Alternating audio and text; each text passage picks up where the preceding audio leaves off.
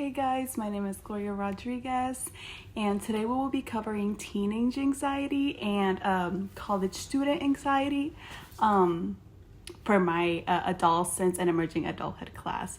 So first of all, I would like to cite that I use childmind.org and Child Mind Institute, which are linked for my sources. And without further ado, we can go ahead and get started. I would like to start off with a message that a personal therapist that I know, she's amazing, let me know. She said a lot of adolescents mostly have fear of the unknown. So kind of not knowing what's going on, what's going to happen, if the plans are going to work out. And that is something that is very commonly seen. Moving on into child versus adolescents. Children are very different from adolescents' anxiety. Some children can have anxiety while they'll maybe grow out of it, and adolescents can develop it randomly in those years, in their teen years, and sometimes it'll get worse before it can get better. And in these cases, we see it's because a lot of them suffer from things such as perfectionism, wanting to be the best at everything, wanting to look the best, wanting to everything they do just have the best possible, because if not, they're like, where did I go wrong? Why is this wrong? How can I be better? Which again, in some cases, it's not bad that you want it to have a good outcome, but it's kind of obsessively worrying and panicking about it. Moving on, trigger warning, we will be talking about EDs, drugs, substance abuse, depression. So when it comes to showing anxiety, we can see that some teenagers are really good at hiding it. Most of the time you won't even tell they have it or they're suffering from it, because they have their own methods that they use to kind of disclose that part of them. That's not saying in other cases you can see that some teenagers will kind of bottle it up, but sometimes they'll explode or they'll lash out at everybody, have things such as panic attacks where you won't really see it coming, and before you know it, it's there. You can also, going back to the image part, a lot of students will start obsessing or worrying because they don't have the ideal body, which can then lead to things such as anorexia or other EDs, and which then can sometimes lead to anxiety and depression. There's also students who start relying on substance abuse, such as alcohol or drugs, mostly seen as marijuana, and they relied on that to get through their episodes or just get through the process. And again, we had a EMT speaker come in and talk in my grief loss and bereavement class, and he said that most calls they get on campus is of students passing out from anxiety, because during midterm or final season sometimes it gets to be too much. Lastly, I would like to point out, please take care of yourself. Your education is super important, but so are you. There are a lot of resources here at the University of North Texas that can help you, or things such as even consulting a therapist, a counselor, anyone that you see fit. Thank you, guys. Hey guys, I'm back here with part 2 of my project. I am joined here by my roommate, Elizabeth Peña. We are both students here at the University of North Texas. I am a human development and family science major, and she is a advertising and brand strategy major. Yes, so today, on this part of the video, we're going to go into kind of our own experiences with anxiety and how we would define it, and just the surrounding topics. So I'll be asking a question. I can go ahead and answer first, and then Elizabeth will proceed with her answer based on her experiences, and so on and so forth. Okay, so the first question is, how would you define anxiety? And honestly, I can say that it's just a variety of things. There's so many different ways of anxiety, so many different methods to it. Personally, I have just like general anxiety. So like it's something that kind of takes over you and you just don't know when to expect it. It can come out of the blue, out of nowhere, and then you're just kind of like locked in this like dark space, and there's really like no way to get out of it. I have found some methods to it, but that'll be further on. And now here's Elizabeth with her definition of anxiety. For me, anxiety is a very restraining feeling that can stop me from being who I am and gets me like in a really, really dark headspace. And it's a very random, complicated feeling. So moving on to our next question, it's, do you know someone, or do you or someone suffer from anxiety? And if so, just kind of like what it is, the basis of it. So for me, I actually just kind of became more aware of anxiety like after 2020. So like around a little bit after COVID time, more like junior year of high school, going to senior year. And it was a result of something which I will go in on later on and expand on it further. But it kind of was a result of like panic attacks, fear also of like the unknown, and just a little bit of separation anxiety, I would say. Like based on my previous part, I really went into like how some children had suffered from anxiety from like a young age. So like elementary school, going to middle school, and then like they kind of grew out of it a little bit when they became teens.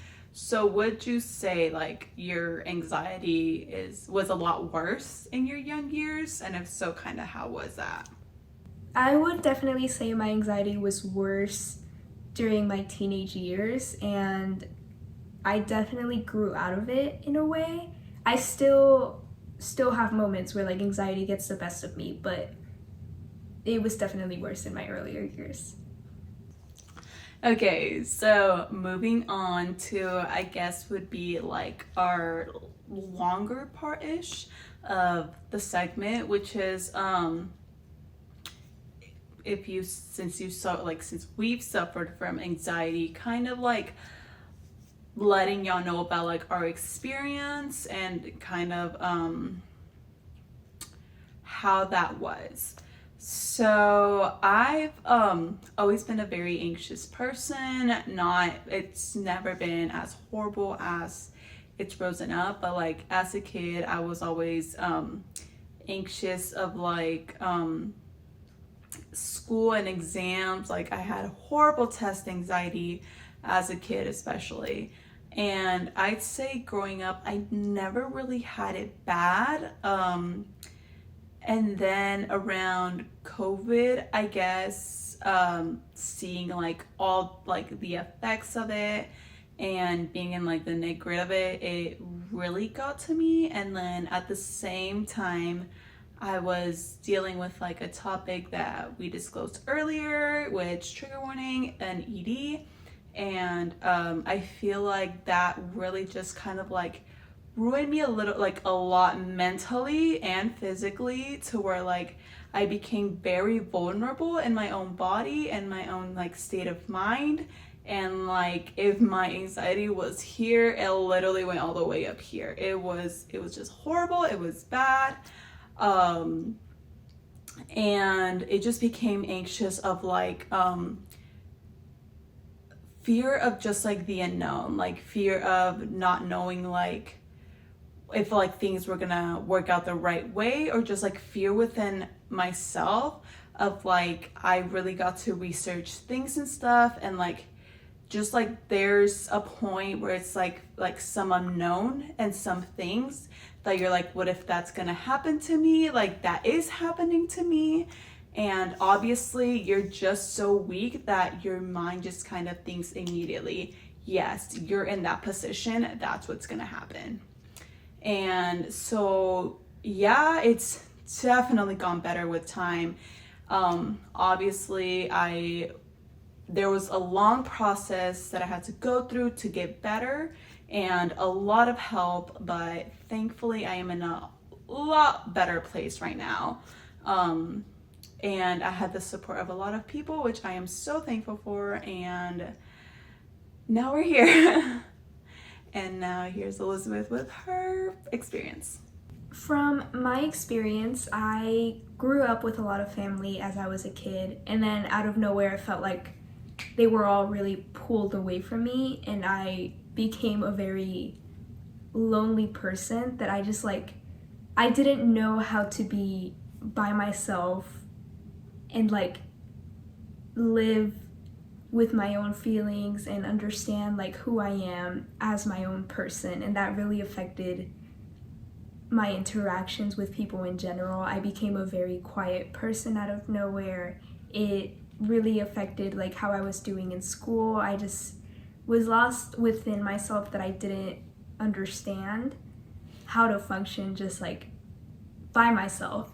So as I grew older, my anxiety was just preventing me from talking in general, and even now I still have issues with that, with talking with new people. But I would say as the years went by, I got to know more people that I became close with, and with interactions that I truly hold to my heart that helped me control my anxiety and become more of myself and get to know myself with my friends. Okay, so like for the next one, it kind of goes, Elizabeth did talk a little bit about it, but like if you did, which we both did, suffer from anxiety, was it ever noticeable? Did it show? And if so, in what ways did it show? And I would say for me, gosh, I would get horrible panic attacks. So like, obviously like out in public, I became very kind of secluded, very to myself. Like I wasn't a big fan of like going out. And it like but I also like would have like the anxious thoughts in the back of my mind. So like anytime I would go out, they were like kind of circling in the back of my mind, and repeatedly just like popping in. I would zone out, and like when I would go out and get brunch with my friends and such. But I feel like the worst of it was definitely the panic attacks. They would come when I least expected them. I had never suffered from them before, except maybe once, maybe twice as a kid. But again, they came very unexpected. I never knew when it was gonna happen. And they kind of just really caught me off guard. I definitely could see like of how like tense I was, like not very strength and controlling of myself. Sometimes my emotions would get to be too much, and I could possibly lash out, or not possibly, but I did lash out. And it just like, I feel like those were the most seen or like most on the surface like positions I was placed in. For me, it was in a way similar.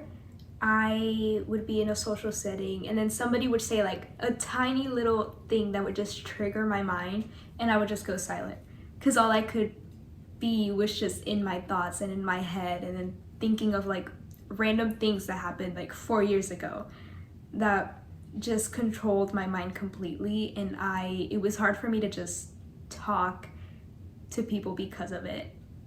So for our next question is kind of like, what were ways, or like how are even ways now that you cope with anxiety? So for me, I would say definitely like hanging out with my friends, with my cousins, with my mom, with my family. Just because like, yes, it can get to like your like be circling in the back of your head at all times, but if you're definitely like surrounding yourself with like people who bring out a good side of you, like it kind of helps in a way push them back. But when it was like I couldn't even be out in a social setting, just like being home with like my family, or my dog. I love my dog. And we would just kind of like chill in my bed. I would take him out for walks. So like being outside, getting fresh air, just read, just like things like kind of distract me from the circumstances. And I feel like those were like the key ways, I would say. I always thought that not talking was the best method to control my anxiety, when in reality it's the complete opposite. Once I start talking and get used to it, I feel like I can be more myself and get the anxious thoughts just to diminish almost completely. As like mentioned before, it's like socializing and being with friends, it's the best way and method that can help me control my anxiety. Okay, for the next one, it's do you have any advice per se for like people going through anxiety or like who suffer from anxiety? And I would say just like probably like not like get help, but like definitely look for someone like a professional who you can like talk to about it, because it can go a long way, like honestly. They, that's what they're there for. And just like you can look anywhere. I mean, like even here in UNT, like although sometimes it is a long process, so but they can also help you find someone outside of like UNT like area to like talk to or like get help with. And I would say just kind of like going out, like spending some time in nature, because or like keep yourself occupied, because I know that like whenever I would just like I just sit there and like with my own thoughts, they definitely start to resurface, and like you start overthinking that, you start over analyzing that, and just kind of like being out and about, hanging out with friends, hanging out with family, walking your dog are all great ways. From a personal level, what always helped me control my anxiety was to sit down and think about what it is that truly makes me happy. And once I have those things listed in my mind, I go out and actually do those things. That way I feel like I'm constantly challenging myself, and once I reach those goals that I set, I feel more secure of who I am as a person. So my suggestion is to always just sit down and think about what makes you happy. Okay, so to finish it off with this portion, the last question is, what are things that bring you happiness, especially when having an episode per se? So for me, what honestly brings me joy, again, surrounding myself with the right crowd, people who bring me up instead of like, push me down, and just kind of like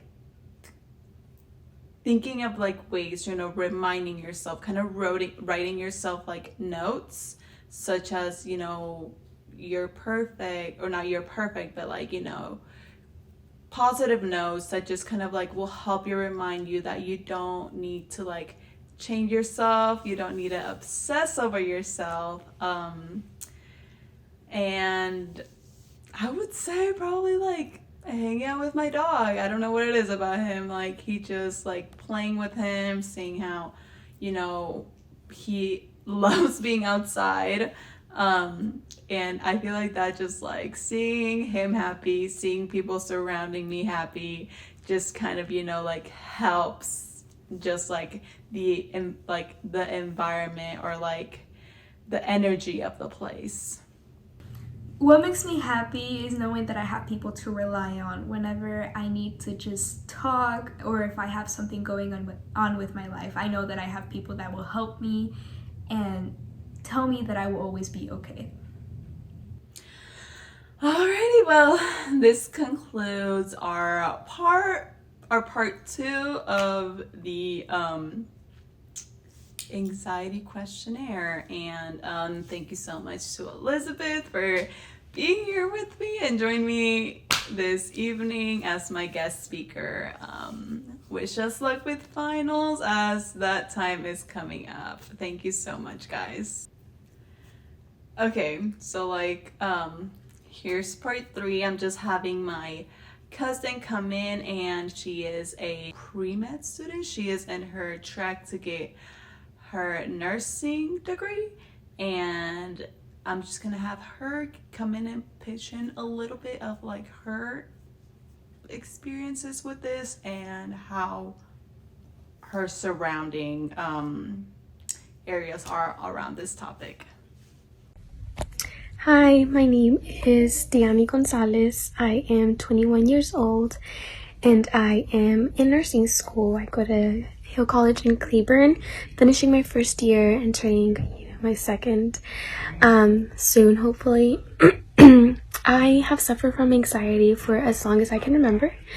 And for me, that is just an uneasy feeling that is kind of always there. It doesn't really have an on and off switch. It kind of just has always been there as long as I can remember. And there's obviously some circumstances or just things that can definitely trigger it and make it a little worse. One of those things being public speaking. I am horrible at public speaking. I start having panic attacks and anxiety attacks, and for me that looks like just getting tachycardic, very flushed, very flustered, shallow, deep respirations, and just overall horrible things. And it makes me want to run away from whatever circumstance is making me feel that way. It's kind of just my fight or flight turning on. Another example would be making this video. It's definitely triggering my fight or flight, and it's just not a very easy thing for me to do.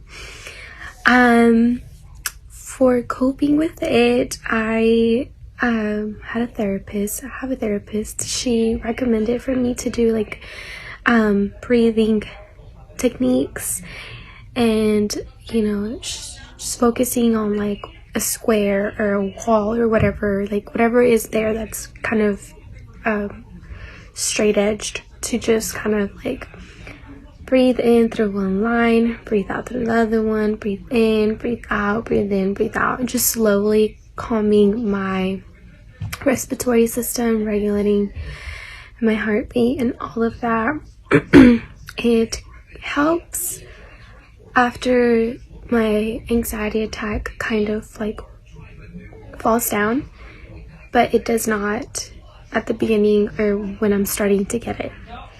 I find that nothing really helps that, but medication, it definitely has helped. I finally got on sertraline, which some of you may know it as Zoloft, and it definitely worked wonders. I would definitely recommend, if anxiety is something that you are really struggling with and there just seems nothing to be able to help you control it or help you feel a little better, definitely try medication, because it does really help. And I would really recommend for whoever is struggling with severe anxiety or just anxiety in general, try it, and just, it definitely makes a difference. I think that was it. Yeah, thanks.